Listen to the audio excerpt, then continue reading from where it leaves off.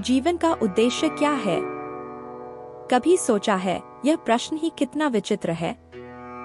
जो इसके पीछे भागता है वह जीवन को पा नहीं सकता, और जिसने जीवन जीने की कला सीख ली उसे किसी उद्देश्य की जरूरत ही नहीं होती। जिन्होंने उद्देश्य के पीछे दौड़ लगाई उन्होंने जीवन की सच्ची महक कभी महसूस ही नहीं की। लेकिन क्यों? क्योंकि हमारे मन को उद्देश्य चाहिए। मन बिना उद्देश्य एक क्षण भी नहीं रह सकता। सोचिए, जब आपसे पूछा जाता है तुम्हारा लक्ष्य क्या है, तुम किस लिए जी रहे हो, तो क्या यह प्रश्न आपका पीछा नहीं करता? जैसे कोई परछाई जो कभी अलग नहीं होती। यह ठीक वैसा ही है जैसे कोई पूछे जगत को किसने बनाया। अगर आप कहें ईश्वर ने बनाया तो अगला सवाल होगा ईश्वर को किसने बनाया।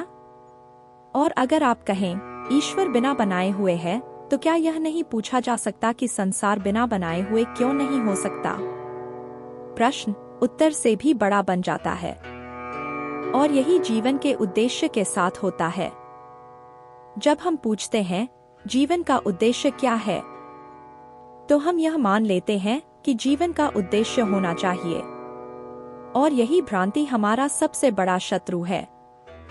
मन के बिना हम जी सकते हैं, लेकिन मन बिना उद्देश्य के नहीं जी सकता। मन को बांधने के लिए उसे किसी मंजिल की जरूरत होती है, और जैसे ही मन के हाथ में कोई उद्देश्य आता है जीवन की सरलता खो जाती है। मन और जीवन कभी साथ नहीं चल सकते। जितना बड़ा आपका मन उतना ही छोटा जीवन। तो क्या करें? क्या बिना उद्देश्य के जीना संभव है? सोचिए, जब आप खेलते थे बचपन में, क्या उस समय कोई लक्ष्य था? तब खेलना ही सब कुछ था, खेल के बाहर कुछ भी नहीं। लेकिन जैसे जैसे आप बड़े होते गए आपने खेलना छोड़ दिया। आपको पढ़ाई करनी थी। पढ़ाई करनी थी ताकि कल नौकरी मिल सके।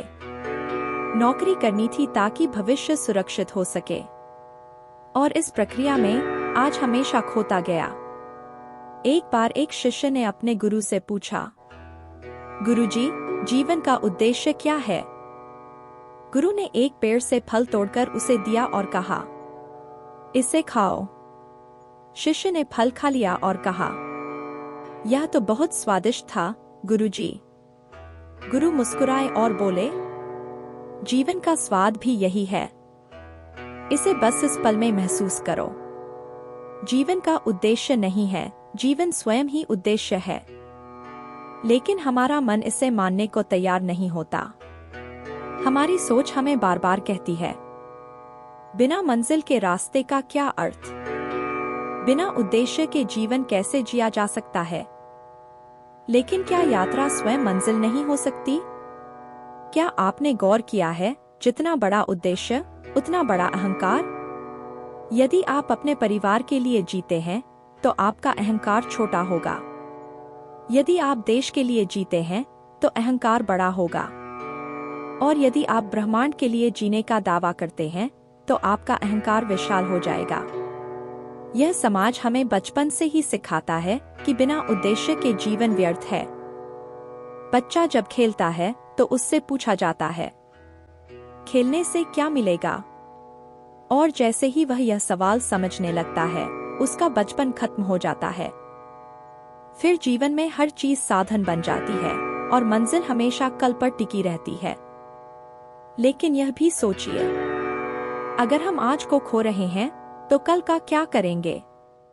कल जब आएगा तो वह भी आज ही होगा। और यदि हम आज को बार बार खोने की आदत डाल लें तो जीवन में कभी कुछ नहीं बचेगा।